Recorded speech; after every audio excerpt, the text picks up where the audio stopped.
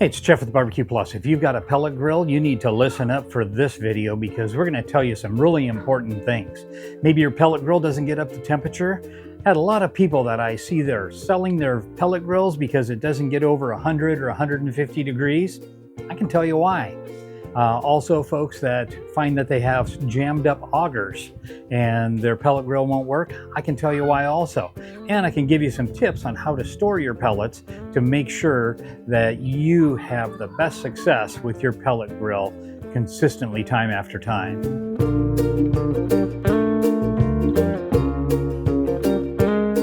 So whether you've got a Traeger, a Pit Boss, a Louisiana Grill, Green Mountain, maybe a Yoder over here, or Rectech, many of the other brands, things are all going to be the same as far as your pellet care. So these are pellets in different states. This is probably the best situation right here, which is pellets that are fairly long. They're darker in color. You notice over here, they go to a little bit lighter in color. These are the same pellets, just have been cared for in different ways. Ideally, for pellets, you want to make sure that when you grab them and make a little snap, you can feel a little crispness to them, that they just don't mush or break apart. There you go.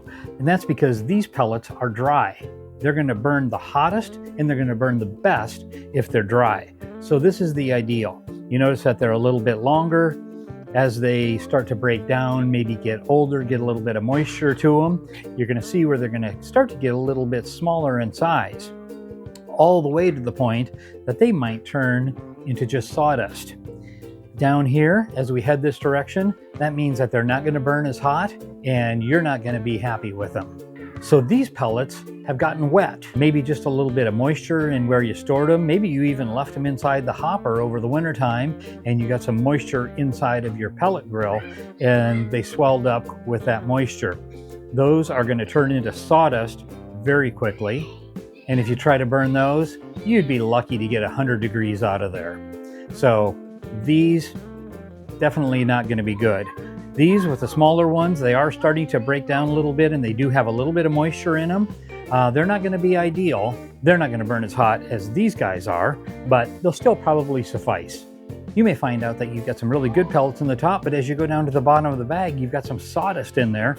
That's no good. That's not going to burn. So what I always do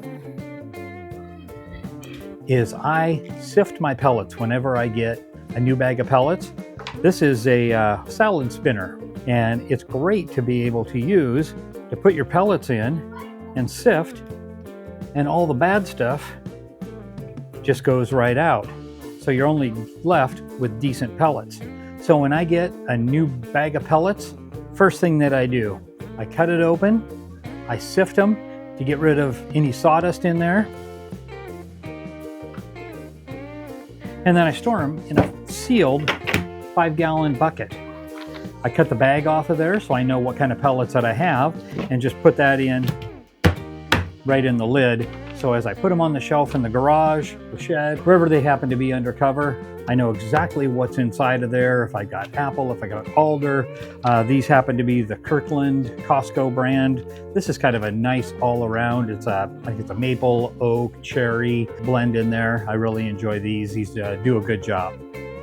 So storage. Store them in a sealed container, sift them before, and when I scoop them out, I use a kitty litter scoop. Those are available just for a few dollars on Amazon, or you can pick them up pretty much anywhere, your local Walmart. And when I load up my hopper, I just dig them out of there, give it a little bit of a shake, and then pour them right into the hopper at that point. So if you've got pellets that turn into this, no good. If you got pellets like this, pretty much just as useless as what we're seeing there. These, again, on the good side, and these are going to be the best. Do the little snap test. See if there's a good resistance to it, that you can't easily break them apart, and you're going to know that those are going to turn out well. If you get them in your hopper and they turn into sawdust because they're wet, and then they solidify again, you got a real mess on your hands, because when they solidify, they can turn back into a solid pellet again but unfortunately your auger is completely jammed. So I picked up Green Mountain Grill a couple of months ago, and this one, the entire hopper was one solid pellet. The pellets had decomposed down to a point that they were sawdust, gotten wet again, and then reformed into just one big pellet. I had to chop it out of there with a putty knife and a screwdriver to get those out of the hopper. I understand why those people wanted to get rid of it and probably just gave up because they never took good care of their pellet grill. And make sure that you keep them dry, keep them stored, sift out any sawdust. You don't want these kinds of situations. If you do that, you're going to be happy with your pellet grill. It's going to treat you well, and you're going to be able to cook up some great food.